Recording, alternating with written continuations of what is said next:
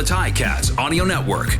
This is the CFL This Week with Bubba O'Neil. The time for sudden death football has arrived, so who are your conference semifinal winners? The same three teams that missed the playoffs last year have done so again. Does the CFL have a problem here? Brady Oliveira is the Bombers' MOP. Has he restored the importance of the running back? And regardless of record for your playoff contenders, what's your dream Grey Cup matchup? This is the CFL This Week on the Ticats Audio Network. I'm your host, Bubba O'Neil. Three down football fans, you've landed on the top CFL podcast where the very best analysts, columnists, and broadcasters do say what's on their mind.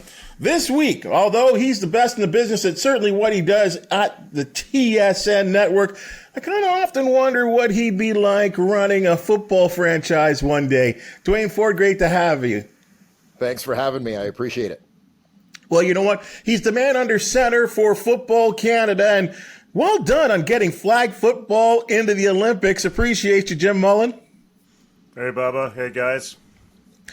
And with all due respect to the man that's currently in place, he will always be the voice of the Winnipeg Blue Bombers, Bob Irving. It's a pleasure to have you with us here. Well, thanks for asking me, Bubba. I'm happy to be with you guys. Right on. Let's do this, guys. Bombers name Brady Oliveira as their most outstanding player over Zach Collaros, ending his reign as the top dog in the CFL after a 2-year reign. Surprised? And is Chad Kelly his biggest threat to win league honors, Mr. Irving? Well, I wasn't surprised because I'm fairly close to the scene here still, and I knew that it was going to come down to the last minute to decide whether or not the voters picked Oliveira or Collaros as the Bombers' most outstanding player. I've said all along, if I had a vote, I'd have voted for Collaros, who put up great numbers and essentially missed 3 full games. He sat out 2, and one he played less than a quarter. So 30-some touchdown passes, he probably would have thrown for 5,000 yards if he'd played all those games. Now, having said that, Brady Oliveira had a sensational season. And I know the vote, there's 5 people who vote. I'm not one of them anymore, but the vote was 3-2. I know that in Oliveira's favor. So there wasn't any controversy here, but it was a lively debate. Now, whether Brady can come out of the West, I don't know. I would think he is the biggest threat to Chad Kelly if he does come out of the West. You can't overlook what Brady's done. 1,500 yards rushing, almost 500 receiving. He's assignment sound most of the time, which is one of the great strengths that Andrew Harris had when he was the Bombers' tailback. And Brady, I think, not to eat up too much time here, but I think he really improved as a runner. Duane, he approached the line of scrimmage patiently the way Andrew used to do. He picked his holes. He made some moves that we hadn't seen last year. So I think his advancement as a running back really took a big step forward this year. He was sensational. Well, Duane, I'll throw it right to you because you have to be the happiest man in the house here. Your position well represented here for the first time, it seems like, in some time. Well, I'm happy and I'm torn, and I'll take this in a slightly different direction. To answer the first part of the question, I will say I'm not surprised. Obviously, Brady Oliveira, based on his season, you heard the statistics from Bob, a very worthy candidate for most outstanding player. But where I'm going with this, and anybody who knows me can probably guess where I'm going with this, the award system is completely flawed, right? Where we can only have one nominee from each team, and going through the division process and so on. I just don't think it's the best way to create storylines. I don't think it's the best way to drive interest. We may have a case where Brady Oliveira and Zach Collaros are the 2 best candidates for the award in the league, but yet only one of them can even be the team nominee. I think it's flawed. So I think there are other fixes that need to be made that are long overdue, and that's one of them. But in terms of the surprise, not surprised, disappointed that everybody who is a worthy candidate can't necessarily even be a nominee or a finalist for the award. Jimmy, your thoughts? Well, the one thing that I'm getting a chuckle out of, since I haven't had a vote in quite some time, and I'm looking forward to seeing how the voters do their pretzel logic on this, is there's a number of voters that have stepped up and said, yeah, Brady Oliveira is probably the guy out of the West, but Matthew Betts is my outstanding Canadian. How do you square that off? Like, how do you complete that logic if this guy over here is the most outstanding player, but the most outstanding Canadian is coming from the defensive side of the ball? I want to see how that plays out. That's interesting. And you mean, first of all, just to stick with you, Jim, on that, the fact, I mean, is it fair to say that with this award, defensive players just don't get any respect? Only Solomon Elimimian is I think was the MOP, if you guys want to correct me on that. No, you're bang on. In the entire time of this award. So, and that was at a time when defenses really took over in the Canadian Football League. So, yeah, I'd have to confirm that defensive players rarely get a look at this. It's a de facto offensive award. And well, Bob, here's the other thing, Bob, if I might weigh in. Go wild, go wild. If you remove any bias, how do you choose between Brady Oliveira and Matthew Betts, the seasons they had? You know, you lean one way or the other, depending, I guess, on how you see the world. But that's almost impossible choice. It really is. Yeah, I mean, the thing we talk about is the fact that it's not just that they both had great seasons; they both had historic seasons for all intents and purposes. And you know, the positive in this is, of course, the trend that we see in terms of the improvement in Canadian talent year over year, decade over decade. It's absolutely phenomenal. But this goes back to exactly the point that I'm making, right? Is would it not be a better storyline if the most outstanding Canadian vote for the league came down to Brady Oliveira versus Matthew Betts? And it won't. You know, like the award is basically going to be decided when the division nominees are decided. And the league is missing a massive opportunity by the archaic way that they do their awards voting. Well, Duane, let me stick with you on this. Don't move to a fan vote. Don't move to a fan vote. No, please don't do that. No. But Duane, but how do you fix this? Okay, I mean, you probably know way more than I do, and I'm sure a lot of our listeners or viewers right now on this podcast are saying, well, how do you fix it? Yeah, I mean, the fix to me, my suggestion has always been that for each of the awards, that there should be 5 nominees league-wide, regardless of team, regardless of, you know, position, national, whatever. For each of the awards, you have 5 league nominees. If it's 5 guys from the same team, as somebody goes 18-0, so be it. That would be a fantastic storyline. You know, and you go from those 5, let's narrow it down to 3 finalists. Again, no limitations, no restrictions in terms of having multiple guys from the same team and whatever. In terms of the voting, you know, I will also say, quite frankly, that I think probably at the team level, if you're going to continue to do it this way, more people need to be involved in the vote at the team level. Probably fewer people need to be involved in the vote at the league level. That's just my opinion. But the fact is, in terms of the fix for this problem, the fix is in terms of the basic process. I just think doing team nominees, like let's look at rookie for an example. How many times over the years do you have someone as their team nominee and it's a guy who's played like 6 games and made a dozen special teams tackles because it's a veteran team and he's the only rookie, and yet he kind of gets the same accolade as a guy who has gone out and put up 1,000 yards rushing or receiving, but you know, doesn't get his division nominee, doesn't become a finalist for the award because somebody else put up 1,100 yards rushing. And yeah, I want to see the best people up for the awards. I want to see the best 2 or 3 guys as the finalists for the awards. That's what's going to create drama. That's what's going to create storylines, period. In a league this small, I think it's just too often that the awards are decided by who gets chosen for a given team or who gets chosen from a given division. Yeah, Duane, your arguments make nothing but sense. But now, what do you think the odds are of the league going along with that? Because then you remove what they've always stuck to is that East-West thing, and that's what comes into play here to a large degree. Yeah, that's outdated in my opinion too. So I mean, you've been around a long time. All of you guys have to know that the likelihood of change. That's an uphill battle, right? And that's in sports in general. That's not a CFL thing, but we all know in this league, the league's both its greatest asset and its biggest weakness, quite frankly, are its history, right? This desire to cling to history and the way that we do things this way because this is how we've always done them. Well, how about progress? How about when we know better, we do better? Let's go once around on this quickly. Jim, is Chad Kelly the shoe-in to win this award? 100%.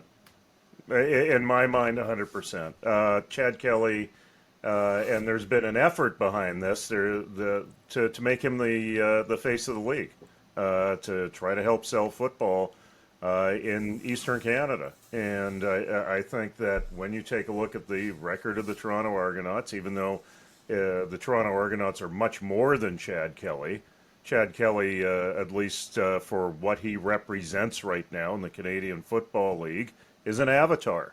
And for that, he will end up being the MOP. Bob? Well, I don't think he's a slam dunk, and I don't think he should be. Everything Jim said is true, and I think the league has tried very hard to promote him as the face of the Argos for sure, and a prominent figure across the league. And he did lead a team to 16-2. The Bombers, were 14-4. So their most outstanding player, I think, deserves some fair consideration here. They were only a couple of games behind the Argos in terms of the record, but my guess is Kelly will win it. I don't think he should be a slam dunk, though. I think whoever comes out of the West should get very strong consideration. Duane, you've seen him at the closest range out of every one of us. Your thoughts? Yeah, my feeling is very much like Bob's, that I absolutely do not think he should be a slam dunk. I think Chad Kelly has been terrific. To Jim's point, I think not only has there been an effort, but I think Chad Kelly has been a fantastic addition to the Canadian Football League. I think he's been a great story in terms of marketability, so many things. Let's talk about the record. And, as Bob says, the Bombers are 14-4, not bad. Toronto, it's going to sound like I'm picking on the league. I'll apologize to the folks at league office right now. But how the defending Grey Cup champions ended up with the easiest schedule in the Canadian Football League. They only faced Winnipeg once. They only faced BC once, the two top teams in the West. And based on Winnipeg alone, right, if you're kind of doing strength of schedule, logically, if there's a team in the West you're going to face twice, for Toronto, it should have been Winnipeg. They only faced each of those teams once. I think working against Chad Kelly a little bit, I think you also have to consider the fact that the Argos' success, Chad played very, very well. His numbers tell you that. But the Argos, en route to that 16-2 record, won a lot of games when the offense wasn't necessarily rolling, whether it was a Javon Leake kick return that got them going, whether it was a defensive return. Like, this was very much a team record. Now, we all look at quarterbacks and talk about the quarterback's wins and losses, but there are a lot of team wins and losses there. So I don't want to take anything away from Chad Kelly as an MOP candidate. He should be a finalist. He should absolutely be one of the guys we've been talking about. He's been terrific and has been an absolute blast to watch, but by no means a shoe-in, given whether it's Vernon Adams or Brady Oliveira, who would seem to be the most likely candidates coming out of the West. Guys, this is, you know what this is right now? This is the Showtime Lakers with their first championship, when Kareem Abdul-Jabbar should have been the MVP and was voted the MVP, and David Stern turns to Magic Johnson and says, "You're the face of the league. We're presenting it to you," right? This is Chad Kelly as the avatar of the league. Like, your arguments are totally solid about the season that the Toronto Argonauts had with the 16-2 season. But at the same time, there's a lot of marketing and a lot of muscle that's gone behind Chad, and that's why I think he's a slam dunk. It's on the marketing side as much as anything else. Yeah, except, Jim, the voters, there's 5 voters in each city. And, I don't think a lot of those voters will necessarily follow the league marketing lead in terms of how they vote. At least I would hope they wouldn't. They shouldn't use that as a criteria. And I don't want to take anything away from Kelly either, but what Duane said I think is pretty accurate. There were games when the Toronto offense didn't look very good. And I think you could say that about all teams, of course. And whenever Kelly wasn't looking very good, he would then probably throw a deep pass for a touchdown. Then he would look better all of a sudden. So he always had a way to sort of, if he was having an average game, to make something, very positive out of it. And again, I'm not picking on him at all. He's been fantastic, and he's what the Argos needed. to gain more relevance in that Toronto market. There's no doubt about that at all. So, yeah, I'm curious to see how it all plays out. Fellas, the same three teams that missed the playoffs last year missed the playoffs again this year. I'll ask you this, Duane. Which of these non-playoff teams is the closest to resurrecting themselves and getting themselves back in contention in 2024? Yeah, this is a tough one. You put me on the spot, but I'll tell you what my answer for this one is going to be the Edmonton Elks for a couple of reasons. I think when you look at the teams that missed the playoffs this year, I think that Trevor Harris coming back from injury aside, I think the Elks have the most certainty at quarterback with Trey Ford. And you look at what they did once he took over at quarterback, look at what their record was. They had the best record of those teams coming down the stretch, very competitive. I think beyond that, seeing a little bit of a shift in the league this year between maybe a little more opportunity to move up in the standings in the West than there was in the East, the way that things went. So maybe a tougher road for an Ottawa, for example, and obviously Ottawa, a lot of uncertainty as to exactly what's going to happen at quarterback there. I enjoyed Dustin Crum. I think that there is something there with the young guys they've got and the possibility of Jeremiah Masoli coming back, but a lot of uncertainty. The other thing I'll say about Edmonton is that for an organization that, would it be fair to say that they have been in a little bit of disarray for the last few years from top to bottom? I think that Rick Lillesheur stepping back in there and providing stability, not that he's going to continue on as president, but I think will ensure that whoever comes in will provide some stability within that organization. I think it provides a better working environment for a guy who I think is very intelligent, very creative as a head coach and general manager, and Chris Jones. Making a short answer long, I think Edmonton is the closest of the three. Jim? I'll take Duane's point about Rick Lillesheur and the stability that he brings to that organization. We got to see it up close here in BC during the transition between the Braley estate and Amar Doman coming on as owner of the Lions. And he is a quiet, unheralded leader behind the scenes in terms of providing stability. And Edmonton is his hometown. He's well networked there, and if there's one thing that organization needs right now is to tie back into some networks in the community. So that stability at the top should reflect the continuity that they have in coaching and in the front office with an individual like G. Roy Simon, and it goes right down to the team. And Duane talked about Trey Ford, and I couldn't agree more. Every time Trey Ford went on the field, he was the best athlete on the field. And that turns games around. I think the team that's furthest away, obviously, is Ottawa. And, whether the league chooses to move to a more balanced schedule next year, it could make it even tougher for them. I'm not sure what the league has in terms of a schedule, but even when you take a look at Montreal, they put their record together winning against teams that were worse than them and losing against teams that were better than them, so like straight down the middle.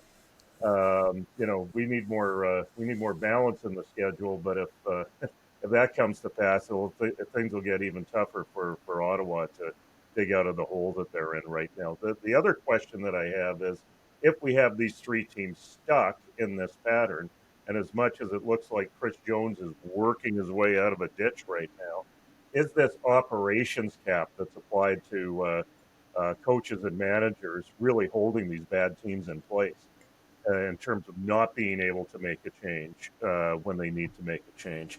I'm not sure if I have the answer to that. I mean, what Chris Jones has worked through in Edmonton has shown that maybe sticking with the plan is a positive thing, but certainly being able to change direction if you're a team is not something that's open right now to CFL teams under this operations cap.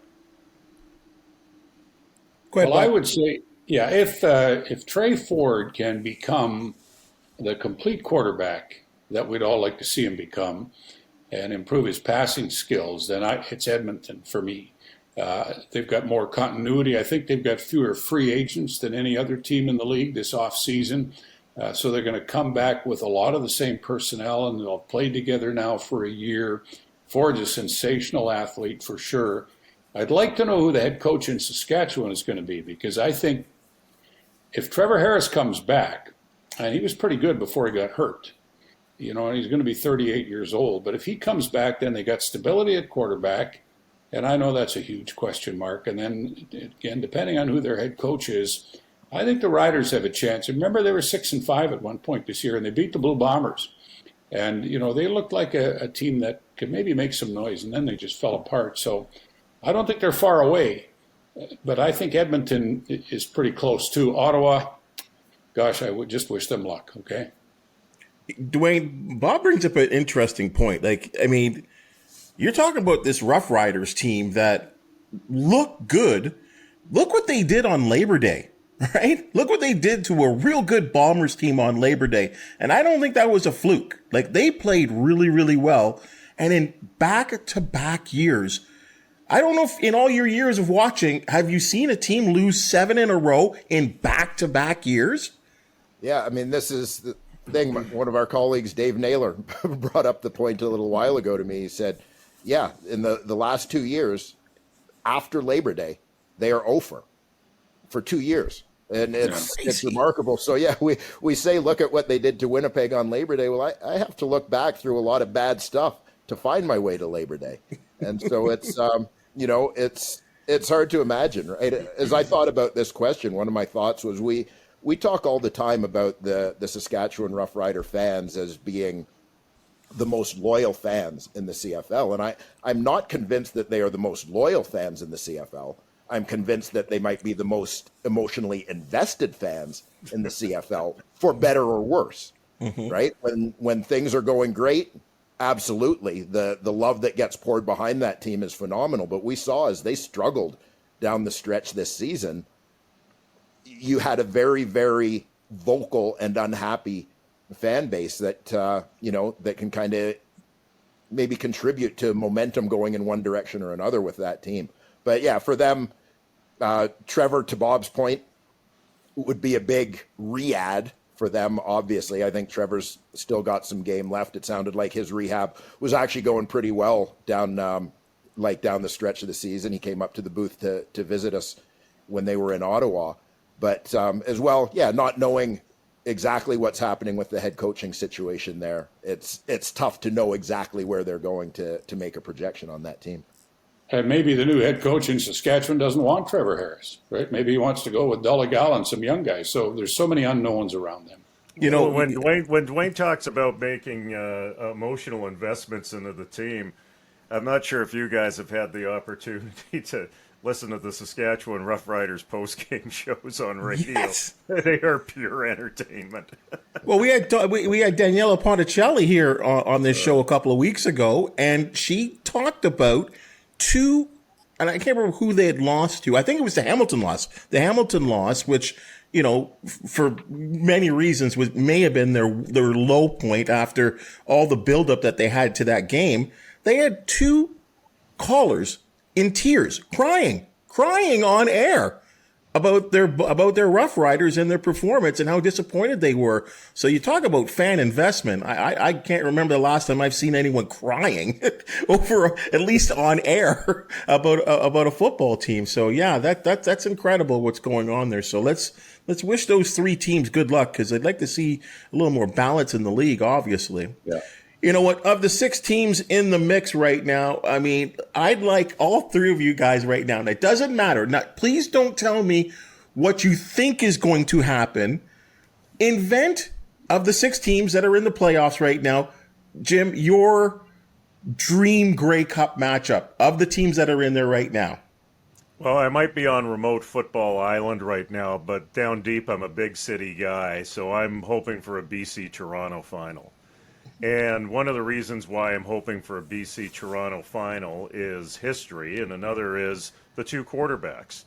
The 2 quarterbacks, when they're at the top of their game, can be 2 of the most exciting players in the Canadian Football League. The problem with Vernon Adams Jr., and I think everybody on this call knows this, There's good Vernon and there is bad Vernon.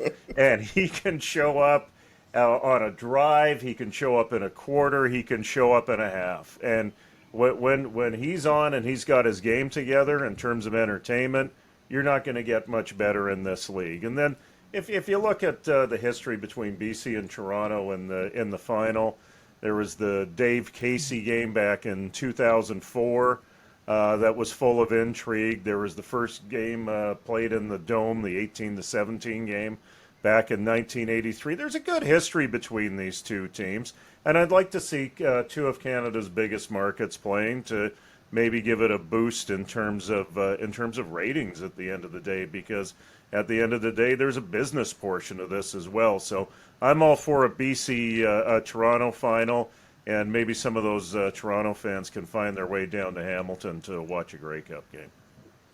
Duane, who do you like here?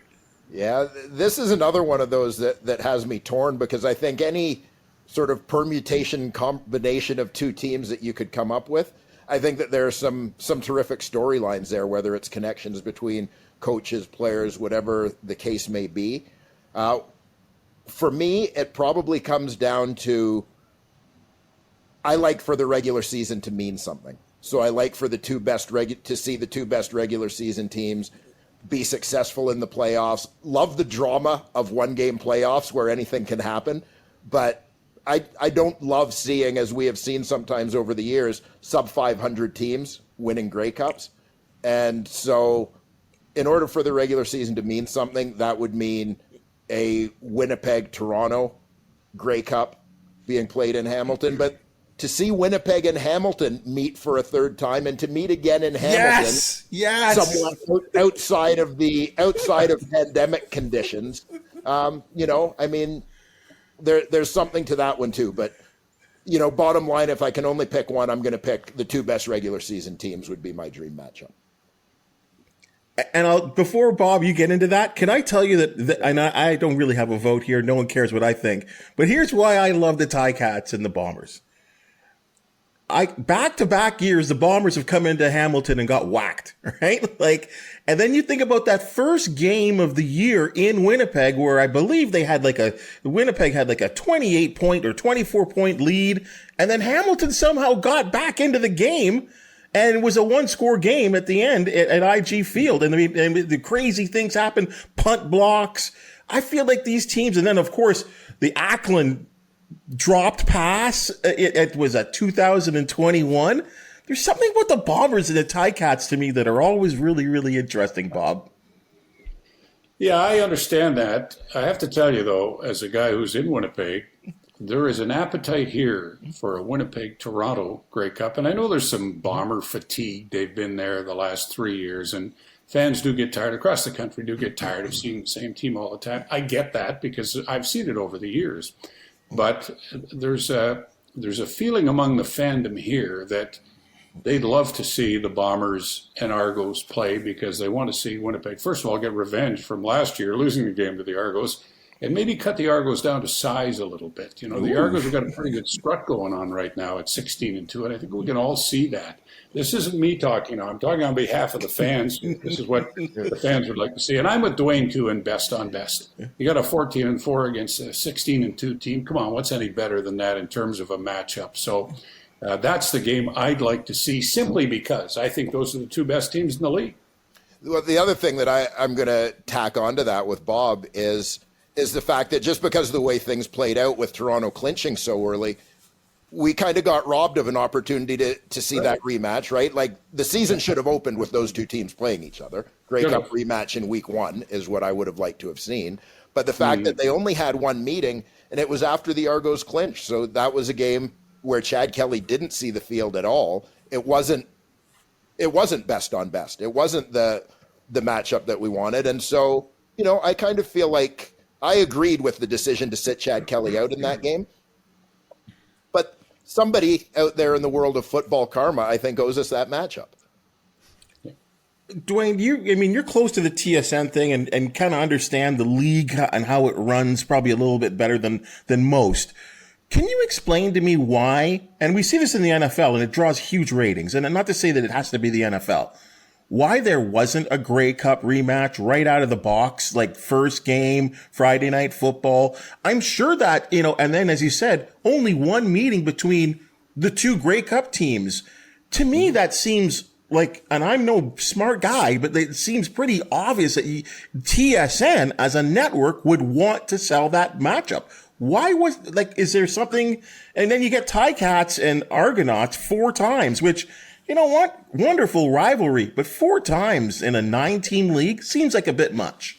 Yeah, and the thing I would say from a TSN point of view, obviously some things are well above my pay grade, whether they should be or not, but they are. But I would say that in terms of TSN's input on the schedule, our input on the schedule basically has to do with when games are played more than, like, we really have no input in terms of what the matchups are. Who plays who in those time slots is not necessarily the network's doing.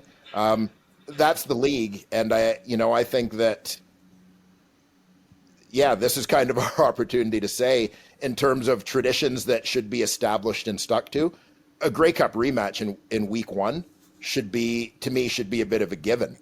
And as I said before, like, one of the things I would like to see in scheduling is, if we're going to stay with kind of division-based scheduling, where you don't necessarily play everybody in the other division twice, is there has to be a strength of schedule element to it. So the teams that were, absolutely, if you're a team that finishes first in your division, one of the teams from the other division that you should see twice next year should certainly be the team that finished first over there. If you finished last in your division in 2023, in 2024, you should be seeing the last place team from the other division twice in 2024. That just to me is kind of a basic element of unbalanced scheduling.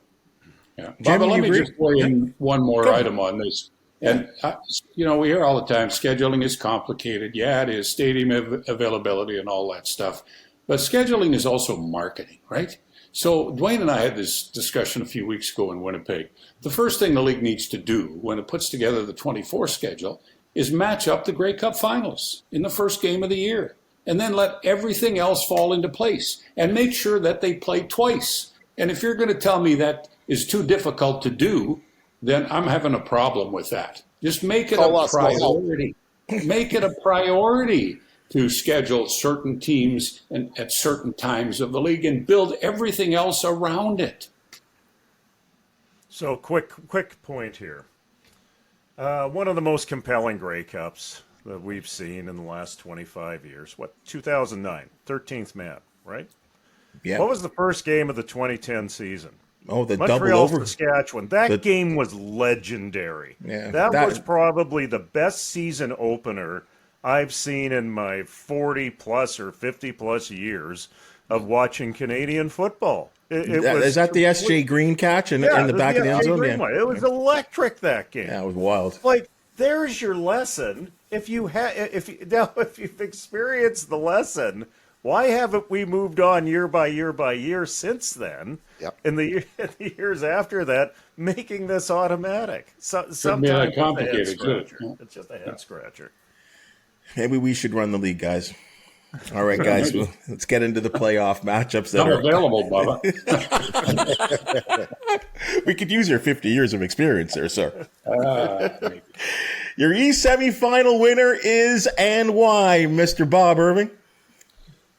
Well, I think Hamilton's got a shot for sure, but you have to pick Montreal. I'm not sure what Hamilton's going to do at quarterback. They got 3 choices. If it was me, I'd start Bo and let him go and see what happens. Montreal's they've won 5 in a row, so they've got momentum. They're playing at home. What you're going to get from the Alouettes and Cody Fajardo, it's not going to be anything spectacular, sensational, but it'll be fairly solid. Their defense has really impressed me a lot this year, Montreal. So I got to go with Montreal simply because their record's better. They've won 5 in a row. They're playing at home. Duane? Bubba, I hate predictions. I absolutely hate predictions. I'll be back. I got to plug my computer. Carry on. I will say to Bob's point, Montreal's momentum is compelling. We talk all the time about playing well at the right time, getting hot at the right time. We've seen it so many times in this league. And, I mean, for that reason, I think you can make a case for both of these teams. And I don't want to sound like too much of a fence sitter, but I genuinely don't like making predictions, especially on a game that I'm calling, because too many Sorry. people think that a prediction is what you want to have happen. Right. What I want to have happen is for it to be a great game that comes down to a close finish. That's genuinely all I care about. I think Montreal has to be the favorite going into this one.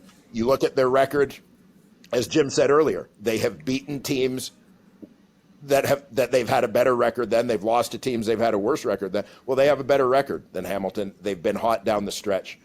I think those things work in Montreal's favor. Jim, there's a lot of intrigue, at least in these parts, right? Because, Bo Levi Mitchell, started in this sort of meaningless game and only played a quarter.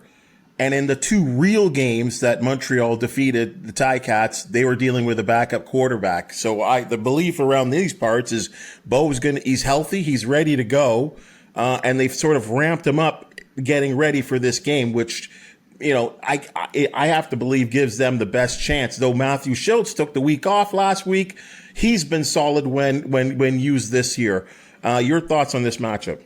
First of all, you start Bo Levi Mitchell. You want that level of experience at quarterback. I was in Ottawa the night that Bo Levi hurt his ankle, and I had seats right above the players' entrance. And I thought I had seen the last of Bo Levi Mitchell at that moment. He was he wasn't even being carted off. They didn't have a cart there. They had two players hauling him off, and we're about 20 rows back, and you could hear his agony from 20 rows up. It was a little too much for me to watch, actually. I had to get up and leave, and it was right at the end of the game, but I had to get up and leave. And I thought, this is no way for a legend in this league to go out, right? This is an opportunity for Bo Levi Mitchell to be Bo Levi Mitchell again, and that's why I don't bet on CFL games, because there's too many random factors involved in it. That being said, I like the consistency, the momentum and the home field of Montreal. So I'd lean to Montreal in this case, but I wouldn't want to bet against Bo Levi Mitchell in a one-game scenario like this. I guess we're soon going to find out. Let's go to the West, Bob. And this, I got a lot of intrigue for this game, because Calgary showed us a little something with a running attack a couple of weeks ago. Now, I'm sure BC have been looking at a lot of film over the last couple of weeks. Can Calgary duplicate what they did in the Dome a couple of weeks ago? I don't think so. BC they're not a very good defense against the run. So that's going to be a problem for them. And they're going to have to, I think, really emphasize that, because Calgary can run the football, and they've got more than one person to do it. 3 weeks ago, Calgary went in there and looked so good beating BC. I said to myself, there's the Stampeder team that I thought we might see more of this year. But then last week, when they played their final game against Winnipeg and played most of their starters, I know Begelton didn't play and one or two others, they looked awful. They looked disinterested. And maybe they were, because they knew that the game that mattered was the game in Vancouver next week. But I don't think the Lions can play that poorly at home again. I really don't, against Calgary. I'll be very surprised if Calgary wins that game. I really will. I think BC will come out all guns blazing. Vernon Adams will be good, and he'll need to be. But no, I think BC is going to win that game. Duane, I won't put it in because you don't like to make predictions. I'll put it in this way. No, and I respect that, because you are on the network and we don't want people thinking the wrong thing. What does Calgary have to do to win this game? And then what does the Lions have to do to win the game? Yeah, I think that for BC to win, I think BC has to play like BC. Yes, my disdain for predictions put aside, BC should be the favorite going into this game, as they will be. They're the better football team, plain and simple. I think when you look back to that game a couple weeks ago where Calgary looked so good, one of the things I think you have to consider is that Calgary had to do everything they could do to win that game. Whereas I think BC went into that game recognizing that odds were that there was a pretty reasonable chance that they were going to have the same matchup in a couple weeks. And you look at those kind of games, like take the Hamilton-Montreal game last week. They know they're playing each other in the playoffs in a week. Both teams are going to be limited in what they show. That's not the game where you're going to pull out new wrinkles or do whatever you have to do to win. Calgary in that game against BC, Calgary had to pull out whatever they had to pull out to win. BC didn't. I think BC wanted to play a good game. Of course, they wanted to win that game with an outside shot of finishing first in the West still at hand. Could have played Vernon Adams for the whole game, whatever. I think they had other priorities ahead of that slim shot at first place going into that game, whereas Calgary kind of did everything. BC's been more consistent. BC has been better. I think BC is the favorite. They're the obvious favorite based on the standings, based on record, but for the one game, they should still be the favorites. Jim, clean sweep for the Lions? Well, I think so, but it comes down to what I said earlier. Are we going to get good Vern or bad Vern, and when are we going to get good Vern and bad Vern in this game? We know that Vernon Adams Jr. is a different individual than the guy that entered this league. We know that he's more dedicated, that he's more focused, that he's more studied. I just hope that focus is consistent throughout the game for the sake of the BC Lions. I think at the end of the day, it's going to be the Lions defense that wins this and the adjustments that they make to shut down some of that Calgary running game. But to the guys' points, yeah, it was kind of like a preseason game for the Lions at the end of the season for them because of the scenario that they faced. And it wasn't that way for the Calgary Stampeders. So, I can't see – I agree with Bob. I can't see the BC Lions coming out and playing the type of game that they played against Calgary previously, just going into this. That being said, I like Montreal because of the momentum that they had.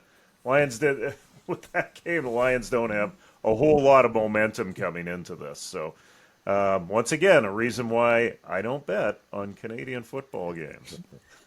Isn't it strange, guys, that all season long the chatter around the league is like, you got to make Jake Maier throw. You got to make.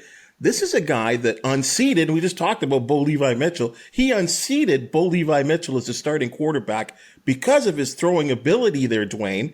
So what happened this year to Jake Maier? Do you see any difference in his game plan? And we sometimes hear this. Sometimes when a guy comes off the bench, he's really good, but you make him a starter and things change. Is that what's happened to him this year?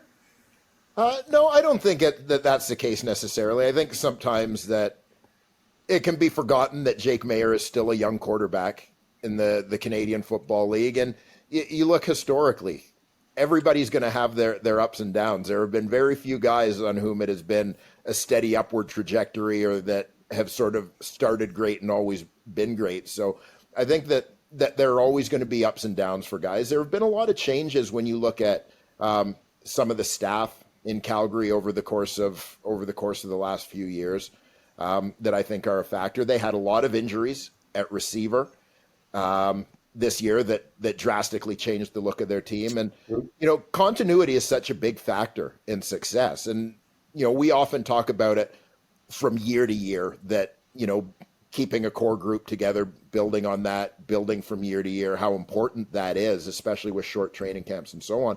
But even within a season, being able to put the same lineup out there week after week makes a big difference. And especially in the early part of the season, they lose Malik Henry, who is a top 3, top 5 receiver in the league a year ago. You had a big load put on Reggie Begelton. He battled injuries a little bit down the stretch. Mark and Michelle came back and was fantastic for them. Mark and Michelle is a guy that Jake Maier had never played with before.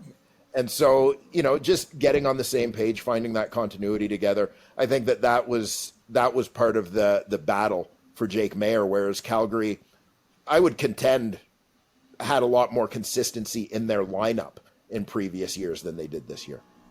Bob, your thoughts on this? I don't know what to make of Jake Maier at this point. Everything Duane said, I think has credence.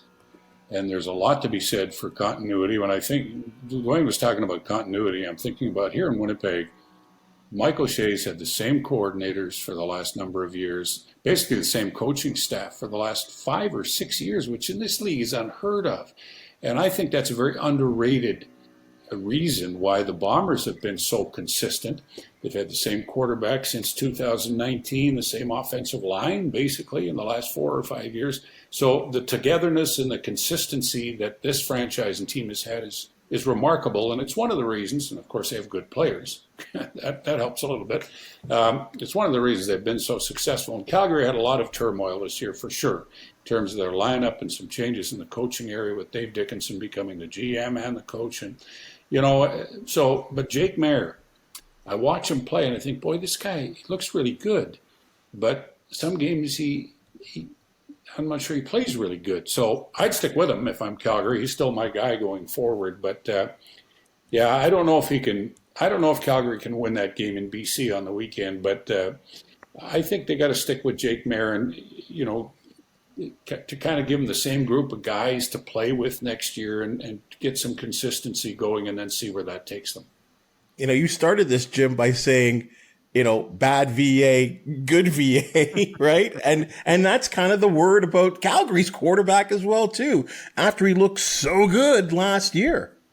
Well, you talk about consistency and support, guys, and the coaching staff's being in place and a system being in place. And I'm gonna close this loop back to the very first subject that we talked about, which was Brady Oliveira, of all things.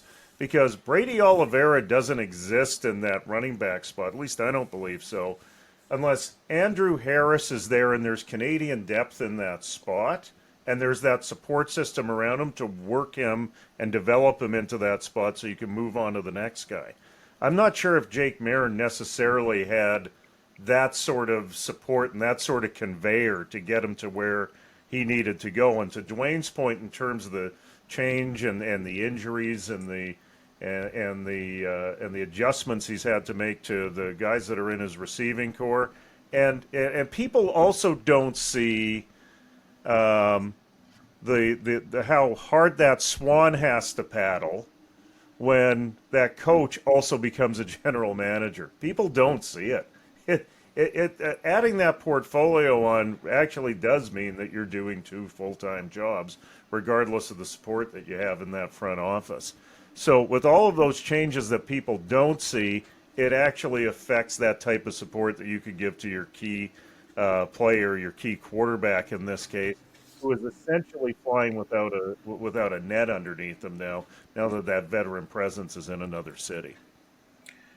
Guys, great conversation and great opinions as always, but I don't get the opportunity to have 3 guys like you guys here. So I gotta do an audible right here.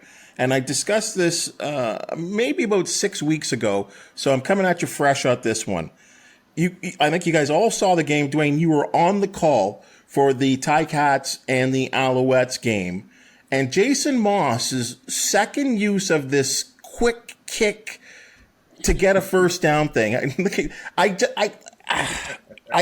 Again, no one cares about my feelings about it. I feel like it's kind of cheating. It's in the rule book.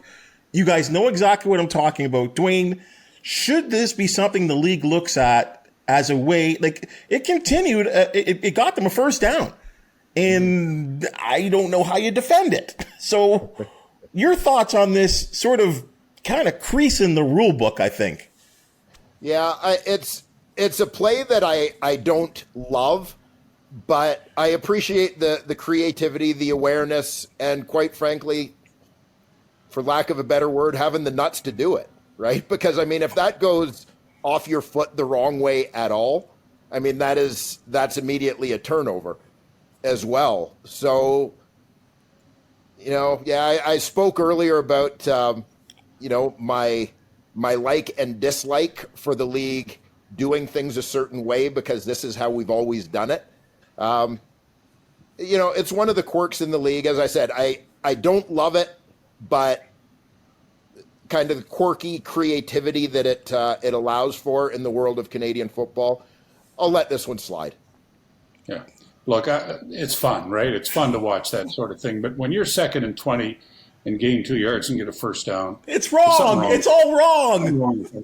It's gimmicky. Like, I laughed at it too, and I, like everybody else, I enjoyed it, but it's gimmicky. I don't like gimmicks. You got to get rid of it. Get it out of here. You shouldn't be 2nd and 20 and get 2 yards and get a first down. There's no way in any football world that should happen. Well, here I'll say this about the amateur rule book: you have to kick it over you have to kick it beyond where the downs marker is. So if you're 2nd and 20, you catch a pass in the flat, you move it up 2 yards, you got to kick the thing 18 yards if you're going to recover it again. Yeah. That's the amateur rule book. However, I do like the creativity behind it. I believe, though, because you have to give 5 yards for no yards, and if there's an actual receiver on the end of this thing, you're going to have to kick it at least 5 or 10 yards, right? The little dribble kick is, I have to agree, it is somewhat gimmicky. That being said, though, it sure keeps defenses honest in those situations when they're playing the Alouettes. If you're facing a 2nd and 18, no one's sitting back if they know that they've got this in their tool chest, right? The other thing that I think that it opens up is more of a rugby style game if anyone wants to take advantage of that, right? If there's someone out there with a full skill set, the old pass, punt, and kick, there's a different opportunity here to advance the football up the field. And with the width of the field that we have in this league, I'd like to see more experimentation with kicking in the open field than less. So do I agree that the 1 or 2 yard dribble kick is gimmicky? Yeah. Do I want to see something like that out of the game? No, I'd actually like to see it expanded on. I just want to jump back in for a second regarding Jim's point just about keeping defenses honest. And isn't it fascinating that we talked about these two teams playing each other back to back, just played in a meaningless game, about to play each other in the most meaningful game of their season, and Montreal pulls that play out. Yeah. It'll be fascinating to see if they get in a 2nd and extra long, watch how Hamilton plays them this week, and be ready for Montreal to now try and throw the ball over their heads because they've got to move their corners up because they're afraid of that hitch, pass, and dribble, right? They're not going to, as Jim said, they're not going to play their corners 15 yards off. Yeah, Jason Moss right now and Danny Machocha are Reg Dunlop in Slapshot. He's screwing with their heads, right? That's what he's doing. But wouldn't you have well done in that situation? But wouldn't you have saved that for the playoff game? That's what it's in their head now. They're showing it to them for a reason because they're playing in the playoff game, right? Yeah. You want to force them to do something different next time you're 2nd and extra long. You don't want that to be your go-to play 2nd and extra long. You want to open up something else by forcing them to move their DBs up. Well, one of the great things about our Canadian game are the quirks, right? The single point and all that stuff. So from that perspective, yeah, I love it. It's got some attractiveness, but I just think there's something wrong with being able to get a first down on a play like that when you're 2nd and 50 yards or whatever you are. Anyway, we'll see what the league does with it. It'll be interesting to see what they do with it in the offseason. Yeah, because they've gone to the well on a couple. I mean, and I'm sure they'll use it again at some point because Jason Moss seems to be the guy. Unless you stop me, I'm going to just keep on doing it. You know, it's funny. My broadcast partner, Andy Fantus, who you guys all know very, very well, he said that he would use that play once every single game until someone stopped me. Yeah, sure. It's an interesting. And there is point. a risk involved too. You're giving up possession, even if it's temporarily. There is a risk involved in that, right? You guys have been fabulous. Great CFL talk as we approach the postseason, and I guess it is the time of the year where we're most interested. The numbers are up on television, the interests are up in the stadiums. The drive to the Grey Cup in Hamilton 110, it's underway already. So, guys, thank you so much for joining us. Bob, again, you're not actively broadcasting. As you said, you're in retirement and enjoying these games. But I do see you rather active on social media. If people want to contact you and talk a little CFL football, how can they do so? Well, don't ask me for what my X address is. I don't even know. I'm on Twitter or X now, and I couldn't tell you how you could access me. I have no clue, and that might sound stupid, but that's how technically advanced I am. But it's my outlet now. Twitter or X is my outlet. It's my way to express my opinions, which I still want to do. Mm-hmm. So that's the way I do it. And every now and then I get asked to be on a show like this, and that's always fun to do too. So anyway, you can follow me on Twitter, but I don't know how you find me. I have no idea. You find him on a golf course 40 times a year. Well, you could type in Duane Ford on the search on X or Twitter, and nothing comes. Or I think something does come up, but I don't think it's you, Duane. Yeah, I don't know. I'm a little different than Bob. I have an account, had an account, haven't looked at it since it became X. You guys know social media is a cesspool, man. I got enough other problems. No, I agree with you totally, Duane. I agree with you totally. But I try to keep it sort of above board. Oh, you draw heat sometimes, Irving. You do not. I know I do. Yeah, but let's be fair. Bob is poking the bear a couple. I've seen him poke the bear on air on Twitter a little bit. So of course it's fun discussion, and it's all football discussion, which we love. Jim, I do know you can be found on social media. Oh, yeah, I'm swimming in that cesspool. Jim_Mullin TV. And it all ties into some of the stuff we do on our wonderful show on TSN, Crown Gridiron Nation. And we're on Wednesdays and Thursdays on the network, somewhere around the 5-channel universe.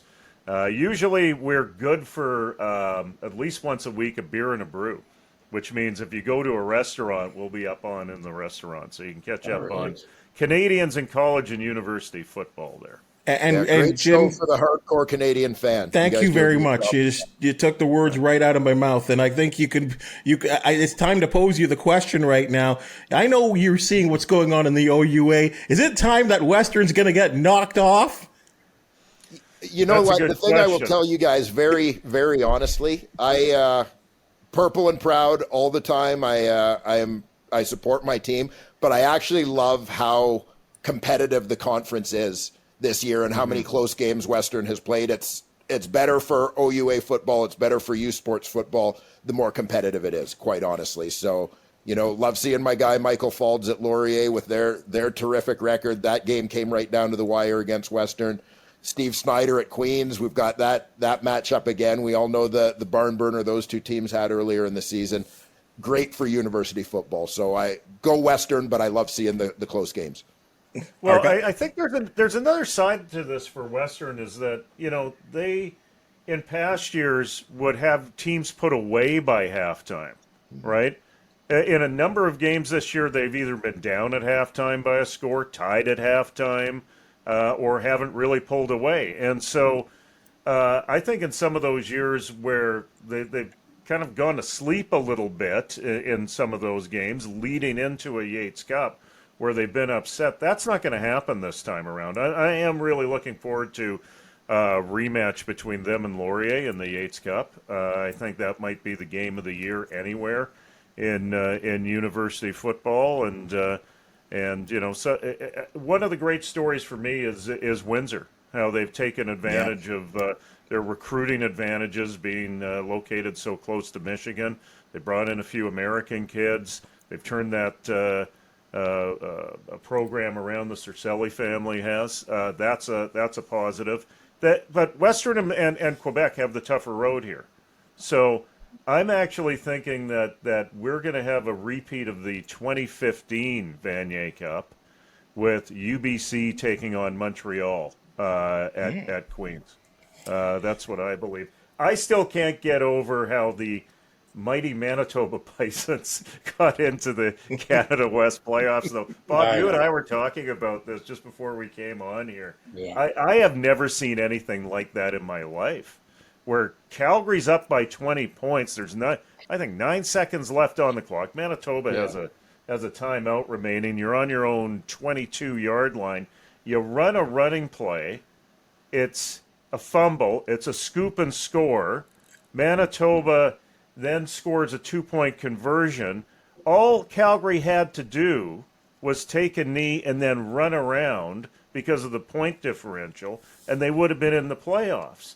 Instead, they give up 8 points and win the game, but miss the playoffs because of the point differential by 1 point. I have never seen anything like this. I don't think we'll ever see anything like it again. You know, we talk in football about ball security all the time, right? So the one thing, and often when I'm watching games toward the end, I'll say to myself, okay, here's the one thing you can't do on this play. Yeah. And the one thing they couldn't do was turn the ball over. That's the one thing Calgary couldn't do. And sure enough, they did. And I don't think, as long as we live, we'll never see an ending with the numerical factors that were involved and how many points you lose by. We'll never see anything like that again. Yeah. Stunning. Absolutely stunning. And yes, folks, of course, the big Ticats and Alouettes game is going to be where you want to be. You want to be here at the Ticats Audio Network. Pre-game coverage, post-game coverage, halftime, the game. We have it all for you, so we certainly hope that you join us for us. This has been the CFL This Week. We hope you've enjoyed this week's broadcast. We will see you next week. Take care.